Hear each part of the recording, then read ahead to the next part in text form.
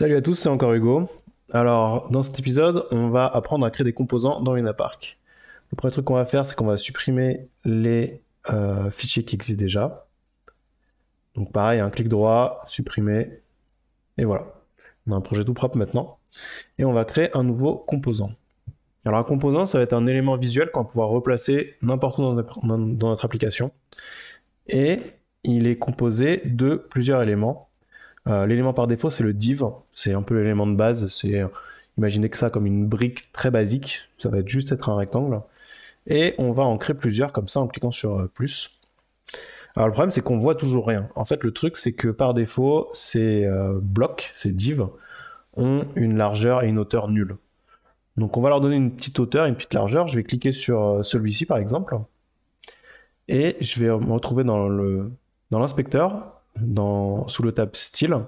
Je vais cliquer sur le petit bouton plus et je vais ajouter une catégorie size. Et ça me rajoute un paquet de propriétés liées à la taille de cet élément. Je vais lui donner une hauteur et une largeur minimum. Donc la largeur minimum, ça va être, je sais pas, genre 57 et je vais mettre une largeur un petit peu non nul non aussi. Et là, on voit que l'élément sélectionné a pris une certaine taille, mais il est transparent. Du coup, on va rajouter une petite couleur. Et pour ça, on va aller dans Background, Color, et je vais mettre genre du rouge. Alors, si j'ai pas envie de voir tous les trucs que j'utilise pas, je peux cliquer sur le petit œil comme ça et ça me cache tout, juste ça me garde les propriétés que j'ai activées. On va faire la même chose pour les autres. Celui-ci, donc on va rajouter une taille minimum et une hauteur maximum. Et alors, je sais pas si vous remarquez, mais la taille, en fait, par défaut, ça va être celle du div qu'on a placé avant. En fait, les divs, comment ils fonctionnent, c'est qu'ils vont prendre toute la largeur disponible par défaut. On va peut-être changer ça, je vais vous montrer comment faire. On va mettre une autre couleur, un truc un peu plus, je sais pas, vert.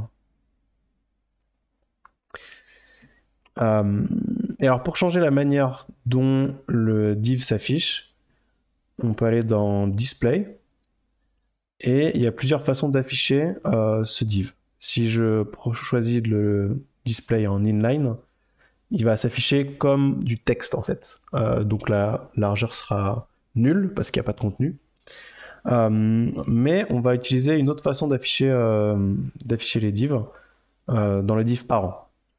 Je vais supprimer ça. Et dans le div parent, celui qui englobe ceux qu'on a créés, on va ajouter un display et on va utiliser cette option-là qui est le flex. Le flex, ça permet de définir dans quelle direction je veux que les divs s'affichent. Donc par défaut, ça va être horizontalement. Mais donc ça m'a affiché pas mal de nouvelles propriétés. Ce que je peux changer, par exemple la direction. Si je veux que ce soit vers le bas, ce sera comme ça. L'alignement des items et la justification du contenu.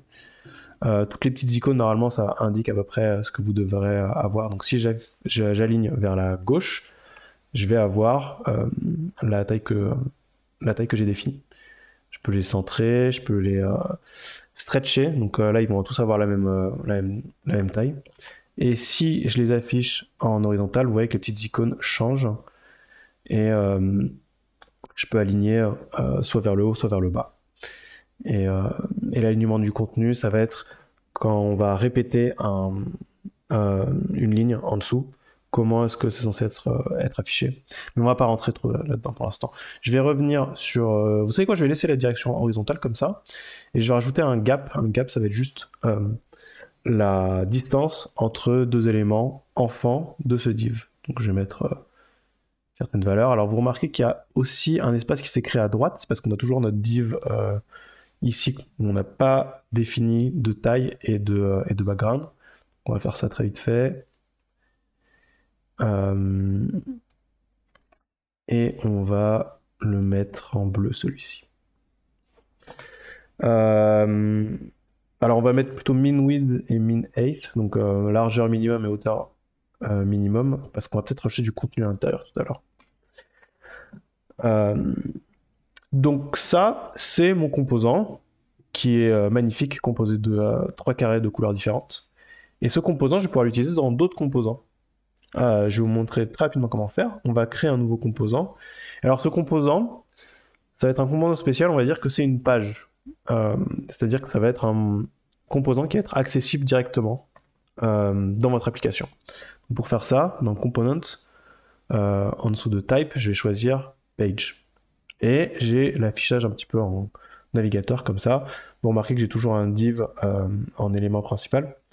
Et je vais rajouter un autre élément, mais cette fois j'aimerais bien avoir mon composant. Donc pour ça, je vais le renommer. Je vais l'appeler, je sais pas, Color Blocks. Et celui-là, je vais l'appeler My Page, histoire de les retrouver plus facilement. Donc pour changer le type d'élément que c'est, là pour l'instant c'est un div, je vais venir cliquer sur la petite icône qui est là, et j'ai tout un paquet d'éléments. Donc là, on va pas rentrer dans le détail de tous pour l'instant, mais je vais cliquer sur Component, et dans mon Component, je vais prendre Color Blocks. Et là, j'ai l'élément que j'ai créé un peu plus tôt. Et je peux en rajouter d'autres, hein. On va rajouter 3 fois la même chose. Donc à chaque fois, c'est Color Blocks et Color Block.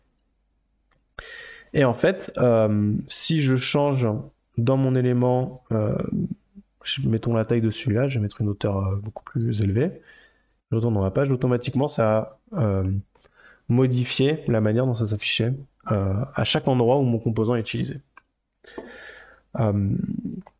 Donc ça c'est bien cool, mais souvent en général quand on veut utiliser un composant, on veut le modifier selon l'endroit où on l'utilise. Donc ces color blocks, c'était très marrant, mais on va les supprimer et on va faire un vrai truc, on va faire un bouton par exemple. Donc pour ça, je prends mon div de base, je vais enlever un petit peu tout ce que j'ai rajouté, et je vais ajouter une taille minimum. Et je vais ajouter une hauteur fixe. Et dedans, en fait, j'aimerais bien rajouter du texte quand même. Un bouton, c'est pas grand chose sans texte. Donc pour ça, je vais rajouter un élément dans mon div. Et cette fois, je vais choisir Custom Text. Donc Custom Text, ça va me permettre de taper du texte. Je vais mettre Hello everyone. Donc cet élément Custom Text permet de taper n'importe quel texte, mais aussi de rajouter du Markdown. Donc si vous voulez genre mettre quelque chose en gras, vous avez juste rajouter une étoile. Et ça va le rajouter en gras comme ça. Et si vous cliquez à l'extérieur, les petites étoiles se cachent pour montrer vraiment ce à quoi ça va ressembler. Donc maintenant que j'ai ça, il faudrait que je stylise un petit peu mon bouton, parce que il manque 2-3 trucs quand même. Il manque par exemple un background. Donc on va mettre une couleur bleu un peu sombre, un truc comme ça. On aimerait bien que le texte soit centré quand même. Pour ça, on va réutiliser la même chose qu'avant, c'est-à-dire un display flex. Comme ça. Et cette fois, on va mettre un align item centré, un justify content centré. Comme ça, genre, on a centré le texte par rapport à notre div parent. Le problème, c'est que si je commence à avoir beaucoup de mots là, là, il n'y a plus trop d'espace à droite et à gauche, c'est un peu collé. Donc pour régler ce problème, on va aller dans spacing et on va rajouter un padding. Alors un padding, c'est l'espace intérieur à l'élément et le margin, c'est l'espace extérieur à cet élément. Je vais montrer. Si j'ajoute un margin, je rajoute quelque chose à l'extérieur comme ça. Le vert, c'est juste histoire d'afficher notre marge. Mais si on va en preview pour enlever ces petites bordures bleues, on voit ce que ça donne directement. Donc vous voyez que le margin, il augmente la taille du composant sans augmenter la taille de notre bouton. Alors que si je rajoute un padding, là pour le coup, ça va rajouter de l'espace de chaque côté.